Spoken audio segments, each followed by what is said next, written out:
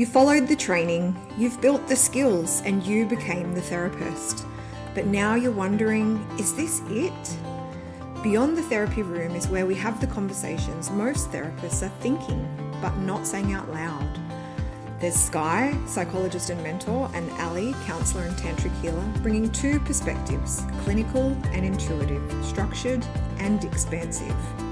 We talk burnout, identity, spirituality, business, relationships, and what happens when you stop playing by the rules that you were trained in.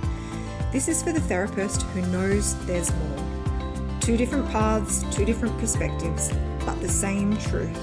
There's more available to you than the box you were trained in. Welcome back to another episode of Beyond the Therapy Room, the podcast where we talk with therapists about all the things that come up when we consider expanding and creating beyond the therapeutic space.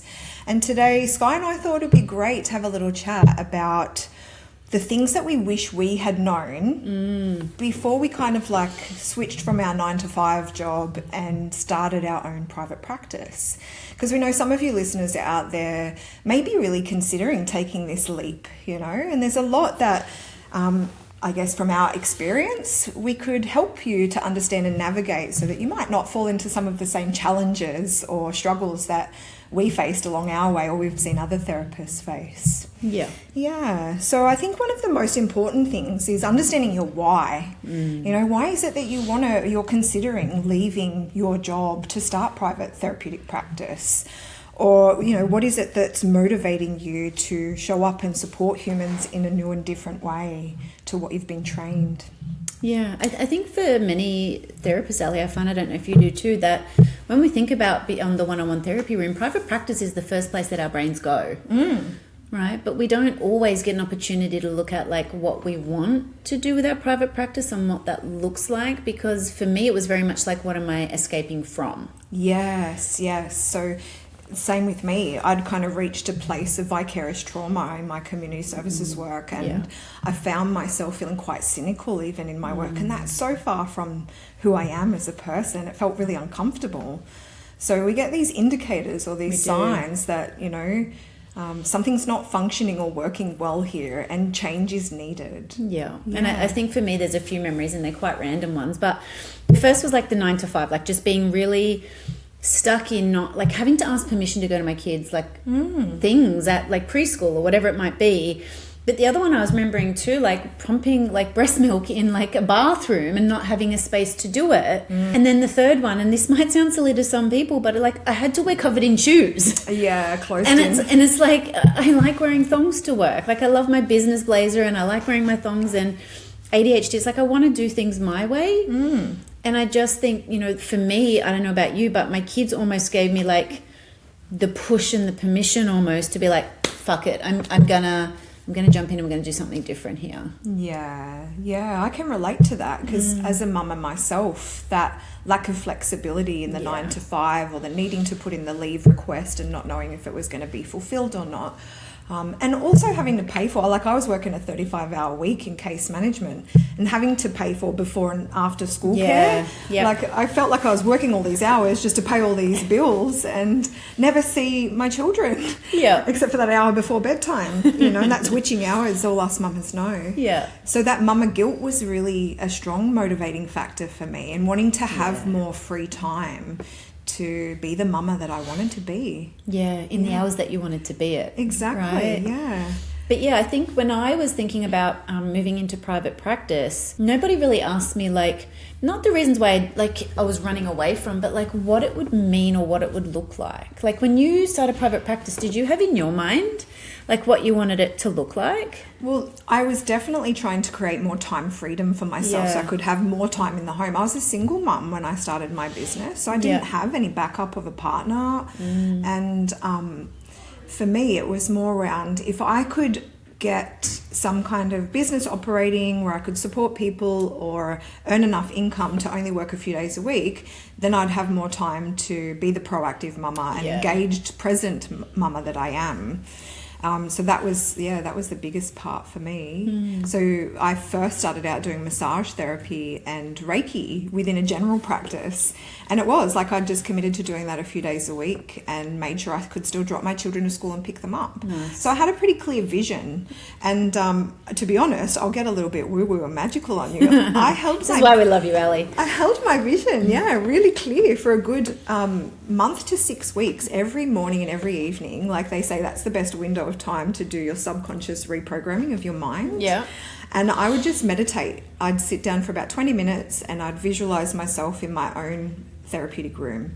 So I'd see the massage table and I'd see all the pretty decor and I'd feel as if it was already mine. And within a month or so of me doing that, there was different things that started showing up, like people and resources.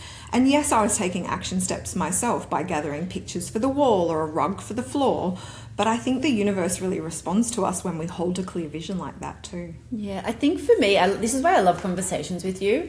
It's like I was the complete opposite. So I was literally like, how do I get out of this? And instead of like thinking too much about it, one of my friends that I went to uni with was like, hey, I'm renting a room up in Sydney. Like, in Sutherland, why don't you do that with me? And I was like, great idea. But I didn't look at like costing or the drive or what that would mean. And so I went in and it was a great experience, don't misunderstand. But equally though, I didn't realize that it was still taking time away. Yes. And because I hadn't really gone into it with a clear plan about what I wanted, I ended up with a lot more of the same. Yeah. So that's something we really need to be mindful of. Yeah. Going into private practice doesn't necessarily immediately solve everything, does it? No. And in fact, it could create some more challenge or more roles that you need to fulfill. So you're not only being the therapist, now you're having to commute and transport that distance to get yourself to work. And I would imagine, as I did too, suddenly you're a receptionist booking all your own appointments. Right. And an accountant having to follow up payment for your sessions. Yeah. So, we might think that it's going to solve things, but like everything in life, it's going to come with some pros and some cons. Yeah. So let's talk about some of those things that, that we might need to consider moving into private practice. For you, it was like you mentioned you hadn't talked around those logistics, and I'm the opposite. I'm a planner. I like to have problem solved in advance and considered everything before I take the leap of action. Yeah. But some of those logistics might be things like, what do you going to have a case management software or booking system? Are you going to have a team, an admin team, or are you, I feel like that's a huge one, right? Sorry, I cut you off. That's okay. Just because there's so many different models, right? Do you rent a room by yourself? Do you rent a room in a space with everyone? Do you do like the percentage split? Do you be employed by someone in private practice, but you're kind of in private practice, but you're still not? So many options. Right, like, I don't know about you, but for me, like, I just got overwhelmed with all the choice. Yes. And then I fell in, like, so after I was in Sydney and I was like, okay, travel is an issue and I don't want to travel. Then I went into another private practice and it was the percentage, which I know for some people works beautifully. And then for me did not. And so I think sometimes, like when you're saying, like, what are the things to be mindful of? It's like, well, what are the different models and what are the pros and cons and what do I need? Yeah, what feels like a comfortable fit for you? Yeah. Yeah, because for me, originally working on my own within the GP practice, I'd been so used to having team in community services sector, and I felt quite alone and isolated as a solo practitioner running a business. And when Skye and I reconnected and she invited me to come in under kind of like her umbrella of the psychology practice, it felt like finally I've got some team and some colleagues and some more connection again. So while we might start out in one way, it's also okay at any point to pivot when opportunity arises. Yeah.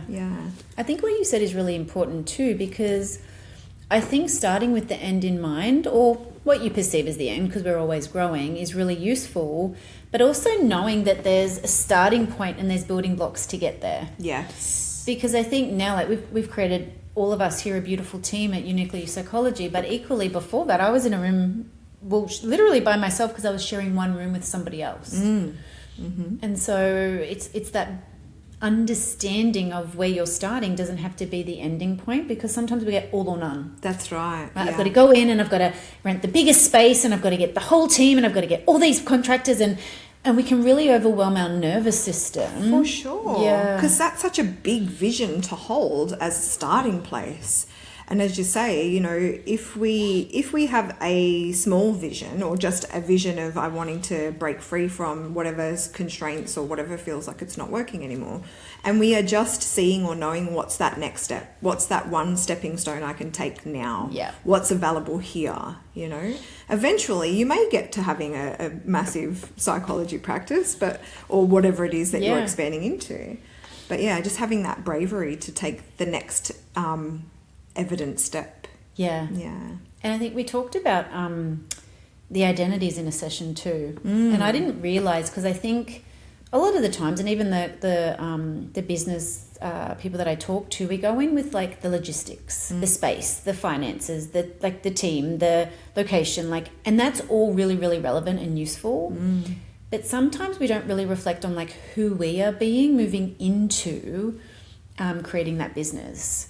And for me, like the people pleaser, the good girl, like I'm going to want everything. Like I need everything to be low cost for everybody and everything to be palatable and everything to be nice. And there's a level where that's important. And then there's also this line where I'm now, I'm kind of like giving away all of my income because I'm so caught up in trying to please everybody else. I don't know about you, but like the psychologist who becomes the business owner, the helper who has to charge for money, it was a head fuck for me at first. Yeah. Trying to get my head around like, how do I take money from people I'm helping, but I'm a business, but I'm a therapist, but I'm a...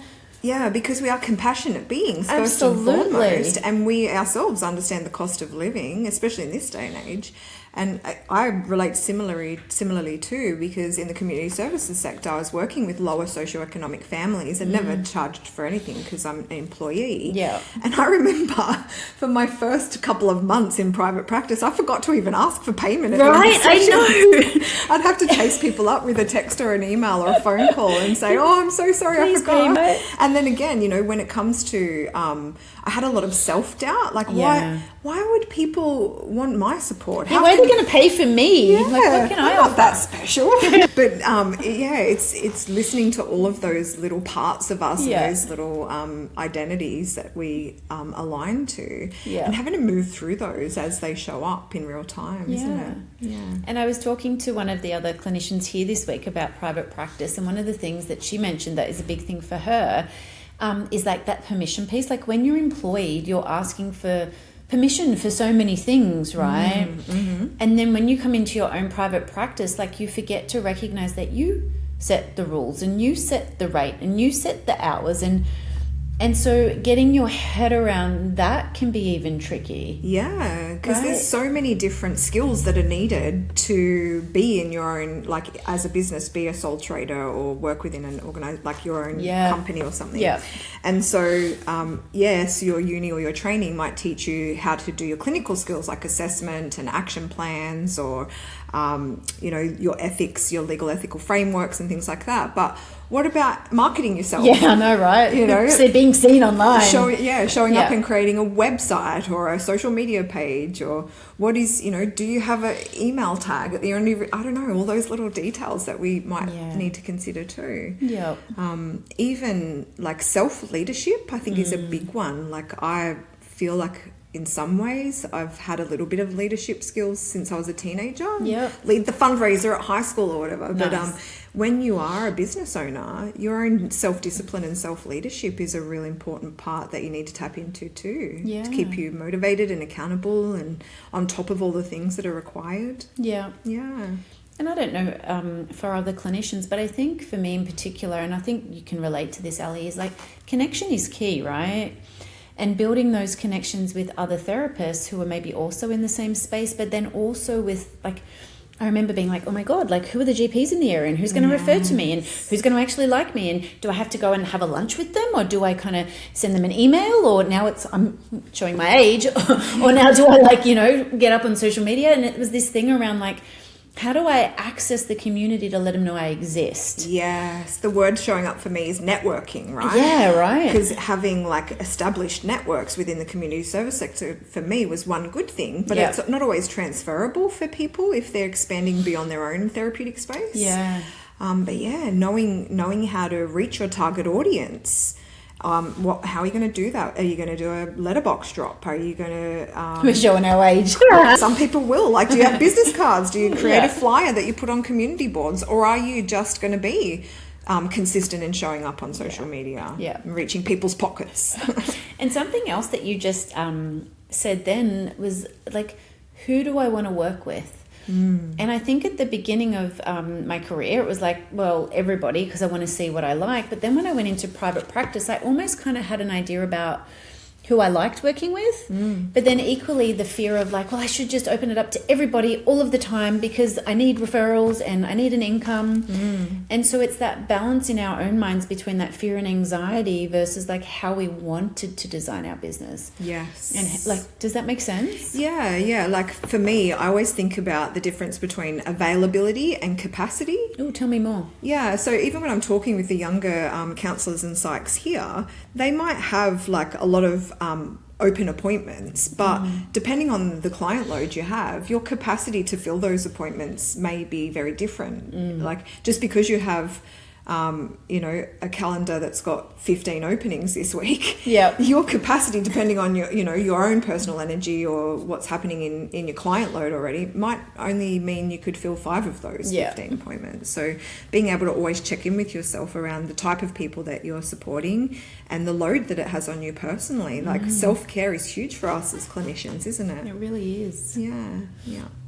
So I want to also bring to the table a little chat even more around some of those important things like pay your own superannuation. I think for the first 3 years in business, I forgot that was my responsibility. I know, right? It's like, what? Hold on. Like my employer used to pay that and my taxes and whatever, but that kind of stuff's going to change too. So do your research. I would suggest have a look into, the tax bracket that you might sit in. What kind of income are you going to need to earn to supplement, your employment income? And really tossing around your numbers as a family, like a person with a family budget. Yeah, those are some logistics that are really important to think of too: superannuation and tax, and income versus expenses. Yeah, I hate numbers. Have always been bad at math, and so for me, it was like find an accountant that understands your business because there's many accountants out there, but not every accountant knows your business or what you do.